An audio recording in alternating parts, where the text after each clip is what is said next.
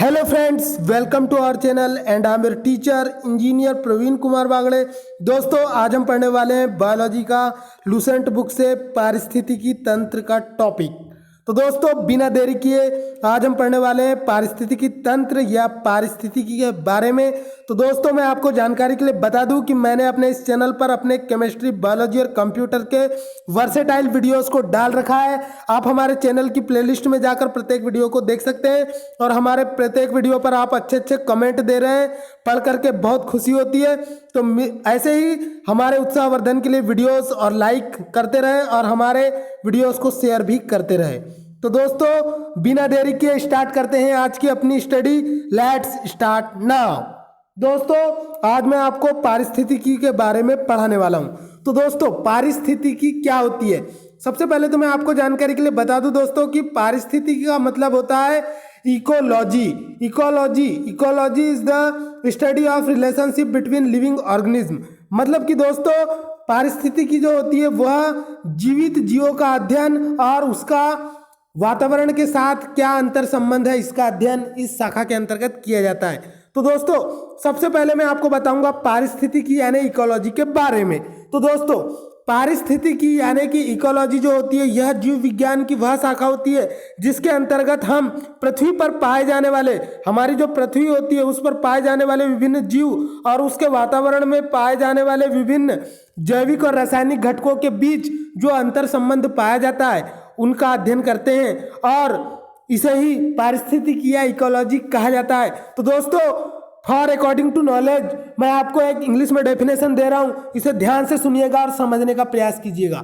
तो दोस्तों, इकोलॉजी क्या है? तो what is the ecology? The definition, according to definition, ecology is the study of the relationship between living organism including humans and the physical environment. इसका मतलब यह है दोस्तों कि ecology is the study of the relationship between living organism and the physical environment. मतलब कि जीवित जीवों और भौतिक वातावरण के बीच पाए जाने वाले अंतर संबंधों के अध्ययन को पारिस्थितिकी तंत्र कहा जाता है।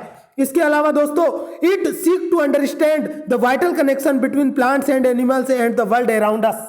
मतलब कि दोस्तों, प्रकृति में पाए जाने वाले जीव जंतु, मनुष्य और आसपास के वातावरण के बीच जो परस्पर सह संबंध पाया जाता है उसका अध्ययन इकोलॉजी के अंतर्गत करते हैं। तो दोस्तों, ecology is the branch of biology in which we have study about the relationship between living organism and the physical environment. तो ये थी दोस्तों डेफिनेशन। कैसी लगी आपको कमेंट करके जरूर बताएं। आगे बढ़ते हैं दोस्तों, मैं आपको बताऊंगा कि पारिस्थितिकी तंत्र जो होती है वह विज्ञान की, जीव विज्ञान की एक शाखा है जिसमें जीव समुदायों और उसके वातावरण के साथ पारस्परिक संबंधों का अध्ययन करते हैं, जिसमें प्रत्येक जंतु या वनस्पति एक निश्चित वातावरण में रहता है। तो दोस्तों, कंपटीशन एग्जाम में पूछा जाता है कि पारिस्थितिकी या इकोलॉजी क्या है। तो दोस्तों, पारिस्थितिकी जो होता है यह एक ऐसी जीव विज्ञान की शाखा होती है जिसमें पृथ्वी पर पाए जाने वाले जीव और जैविक वातावरण के बीच के अंतर संबंधों का अध्ययन किया जाता है। और मैं आपको जानकारी के लिए एक एडिशनल फैक्ट बता दूं दोस्तों, इकोलॉजी शब्द का प्रयोग सबसे पहले अर्नेस्ट हैकल ने किया था। दोस्तों, कभी कभी कंपटीशन एग्जाम में पूछ लिया जाता है कि इकोलॉजी शब्द का प्रयोग सबसे पहले किसने किया। तो दोस्तों, इकोलॉजी शब्द का प्रयोग सबसे पहले अर्नेस्ट हैकल ने किया था। इस फैक्ट को आपको बिल्कुल रट लेना है और याद रखना है, दिमाग में फिट कर लेना है। आगे बढ़ते हैं दोस्तों, इसके अलावा एक और वर्ड होता है जो इसके सेम सिमिलर होता है, जैसे कि इकोसिस्टम। तो दोस्तों, अगर आपके कंपटीशन एग्जाम में पूछा जाता है कि इकोसिस्टम शब्द का प्रयोग सबसे पहले किसने किया, तो इसका जवाब होता है एजी टांसले। तो दोस्तों, इसको भी आपको याद रखना है।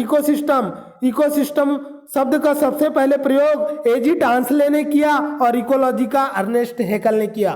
तो दोनों अलग अलग फैक्ट हैं, आपको याद रखना है। इकोलॉजी शब्द का सर्वप्रथम प्रयोग अर्नेस्ट हैकल ने किया, अर्नेस्ट हैकल ने किया। और इकोसिस्टम का सबसे पहले प्रयोग एजी, सुनो जी, एजी जैसे पत्नी बोलती है अपने पति को एजी, वैसे ही एजी टांसले ने इकोसिस्टम का प्रयोग सबसे पहले किया दोस्तों। तो ये थे महत्वपूर्ण फैक्ट। इसके अलावा दोस्तों, मैं आपको जानकारी के लिए बता दूं कि इकोलॉजी शब्द का सबसे पहले प्रयोग जर्मन वैज्ञानिक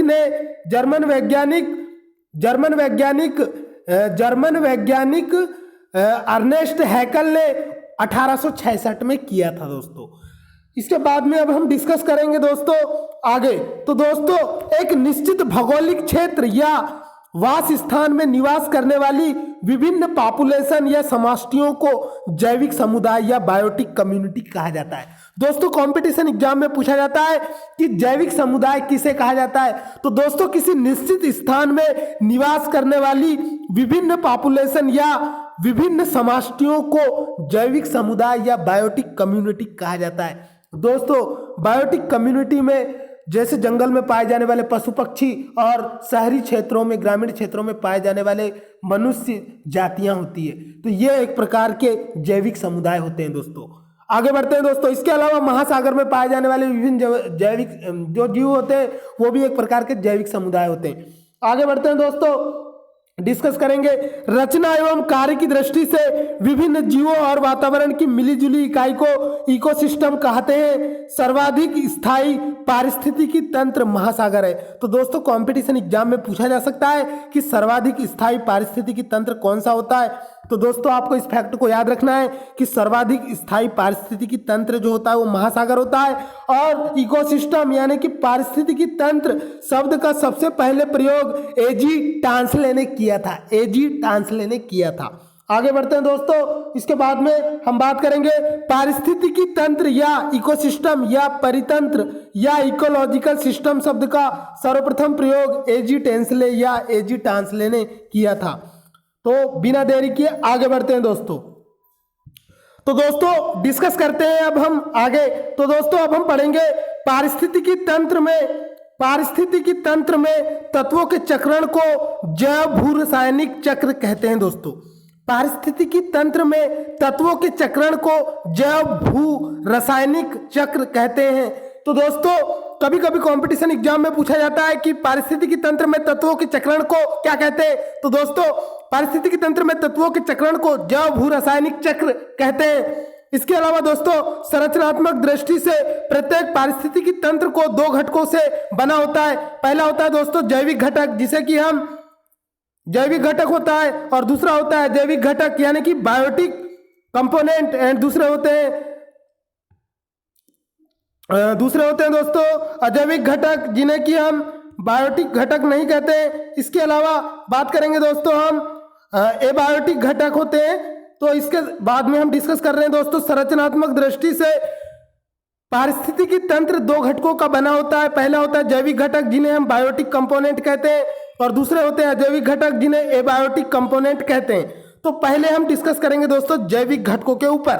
तो what are the components of biotic component of ecosystem. तो दोस्तों बात कर रहे थे हम बायोटिक कंपोनेंट्स की। तो इसे तीन भागों में विभक्त किया गया है दोस्तों। पारिस्थितिकी तंत्र के जैविक घटक को तीन भागों में विभक्त किया गया है। आइए दोस्तों डिटेल में डिस्क्राइब करते हैं। सबसे पहले मैं आपको बताऊंगा उत्पादक का मतलब होता है दोस्तों प्रोड्यूसर। उत्पादक का मतलब होता है प्रोड्यूसर। उपभोक्ता का मतलब होता है कंज्यूमर, और अपघटक का मतलब होता है डिकम्पोजर। तो दोस्तों बात करेंगे हम उत्पादक के ऊपर। उत्पादक जो होते हैं दोस्तों ये इकोसिस्टम के वे घटक होते हैं जो उत्पादक जो होते हैं दोस्तों ये इकोसिस्टम के वे जैविक घटक होते हैं जो अपना भोजन स्वयं बनाते हैं, जैसे कि हरे पौधे। दोस्तों मैं आपको जानकारी के लिए बता दूं कि प्रीवियस वीडियो में मैंने आपको बॉटनी पढ़ाया है, और बॉटनी में मैंने आपको फोटोसिंथेसिस का लेक्चर पढ़ाया है। आप हमारी प्लेलिस्ट में जाके देख सकते हैं, जहां मैंने आपको बताया है कि पौधे जो होते हैं वे फोटोसिंथेसिस के द्वारा वातावरण से कार्बन डाइऑक्साइड और भूमि से जल लेकर अपना भोजन स्वयं बनाते हैं क्लोरोफिल की उपस्थिति में। और इस प्रोसेस को, इस जैव रासायनिक अभिक्रिया को प्रकाश संश्लेषण की अभिक्रिया कहा जाता है, जिसमें जो प्राणवायु ऑक्सीजन निकलती है वो जल के उपचयन से निकलती है, और इसमें अपचयन भी होता है कार्बन डाइऑक्साइड का, और इसमें ऊर्जा के रूप में एटीपी भी बनती है, और ग्लूकोज का निर्माण होता है मोनोसेक्राइड का। आगे बढ़ते हैं दोस्तों। तो पारिस्थितिकी तंत्र में पाए जाने वाले वे जैविक घटक जो अपना भोजन स्वयं बनाते हैं उत्पादक या प्रोड्यूसर कहलाते हैं दोस्तों। आगे बढ़ते हैं उपभोक्ता के ऊपर। दोस्तों उपभोक्ता या कंज्यूमर। तो दोस्तों उपभोक्ता के बारे में आपको पता ही होगा, कंज्यूमर फोरम, उपभोक्ता संरक्षण। तो दोस्तों बात करेंगे हम उपभोक्ता की। तो पारिस्थितिकी तंत्र के वे जैविक घटक जो उत्पादक द्वारा बनाए गए भोज्य पदार्थों का उपभोग करते हैं या उसे कंज्यूम करते हैं, उपभोक्ता कहलाते हैं। दोस्तों कंपटीशन एग्जाम में दोस्तों उपभोक्ता से रिलेटेड विभिन्न क्वेश्चन पूछे जाते हैं, मोस्टली फ्रीक्वेंटली पूछे जाते हैं। तो दोस्तों उपभोक्ता जो होते हैं वे पारिस्थितिकी तंत्र के वे जैविक घटक होते हैं जो उत्पादक के द्वारा बनाए गए भोज्य पदार्थों का उपभोग करते हैं, उपभोक्ता कहलाते हैं। There are mainly 3 types of consumers. Firstly primary consumers, second जो होते हैं वो सेकेंडरी कंज्यूमर्स होते हैं, और तीसरे होते हैं तृतीयक उपभोक्ता जिन्हें हम टर्टेरी कंज्यूमर्स के नाम से जानते हैं। तो दोस्तों बात करेंगे हम उपभोक्ता की। तो उपभोक्ता जो होते हैं ये पारिस्थितिकी तंत्र के वे जैविक घटक होते हैं जो उत्पादक द्वारा बनाए गए भोज्य पदार्थों का उपभोग करते हैं। There are mainly 3 types of consumers. सबसे पहले मैं आपको बताऊंगा दोस्तों प्राथमिक उपभोक्ता के बारे में। दोस्तों कंपटीशन एग्जाम में पूछा जाता है कि इनमें से कौन से प्राथमिक उपभोक्ता के उदाहरण है, कौन से पारिस्थितिकी तंत्र के जैविक घटकों के अंतर्गत प्राथमिक उपभोक्ता के उदाहरण है। तो दोस्तों प्राथमिक उपभोक्ता यानी प्राइमरी कंज्यूमर्स के अंतर्गत इसमें वे सभी जीव आते हैं जो हरे पौधे या किसी अन्य भाग को खाते हैं। तो दोस्तों प्राथमिक उपभोक्ता या प्राइमरी कंज्यूमर्स इकोसिस्टम के वे जैविक घटक होते हैं या वे जीव होते हैं जो हरे पौधे या किसी हरे पौधे के भाग को खाते हैं, जैसे गाय, भैंस, बकरी आदि। प्राथमिक उपभोक्ता के अंतर्गत दोस्तों गाय, भैंस, बकरी, घोड़े, मवेशी, गिलहरी, चूहा, हिरण ये सभी आते हैं। दोस्तों कभी कभी कंपटीशन एग्जाम में पूछ लिया जाता है कि हिरण जो है वो प्राथमिक उपभोक्ता है या द्वितीय उपभोक्ता है। मैं आपको जानकारी के लिए बता दूं दोस्तों, हिरण, मवेशी, घोड़े, गिलहरी, चूहा ये जो होते हैं छोटी छोटी वनस्पतियों को खाते हैं और ये जो होते हैं प्राथमिक उपभोक्ता के अंतर्गत आते हैं। तो इन फैक्ट्स को आपको, उदाहरणों को याद रखना है दोस्तों। प्राथमिक उपभोक्ता के अंतर्गत हिरण, मवेशी, घोड़े, गिलहरी, चूहा और गाय, भैंस, बकरी आदि आते हैं। आगे बात करूंगा दोस्तों द्वितीयक उपभोक्ता की, सेकेंडरी कंज्यूमर्स। दोस्तों द्वितीयक उपभोक्ता के अंतर्गत इकोसिस्टम के वे जैविक घटक के जीव आते हैं जो प्राथमिक उपभोक्ताओं को अपने भोजन के रूप में ग्रहण करते हैं। जैसे दोस्तों द्वितीयक उपभोक्ता के अंतर्गत उन जीवों को रखा जाता है जो प्राथमिक उपभोक्ता को भोजन के रूप में ग्रहण करते हैं, यानी कि जो चूहा, मवेशी, गिलहरी आदि को खाते हैं। तो दोस्तों द्वितीयक उपभोक्ता के अंतर्गत वे जीव आते हैं जो प्राथमिक उपभोक्ताओं को अपने भोजन के रूप में ग्रहण करते हैं, जैसे लोमड़ी, भेड़िया, मोर। लोमड़ी जो होती है दोस्तों, जिसे सियार या फॉक्स भी कहा जाता है, यह जो होता है छोटे जीवों को अपने भोजन के रूप में शिकार बनाता है। भेड़िया भी जो होता है दोस्तों छोटे जीवों को अपने भोजन के रूप में शिकार बनाता है, जैसे खरगोश, चूहे इत्यादि। इसके अलावा मोर जो होता है दोस्तों ये सांप को खाता है और भी अन्य जीवों को ये अपने भोजन के रूप में ग्रहण करता है, छोटे छोटे कीटों को खाता है। तो ये जो होते हैं दोस्तों जो प्राथमिक उपभोक्ता को अपने भोजन के रूप में ग्रहण करते हैं, द्वितीयक उपभोक्ता या सेकेंडरी कंज्यूमर्स कहलाते हैं। आगे बात करूंगा दोस्तों मैं तृतीयक उपभोक्ता के ऊपर।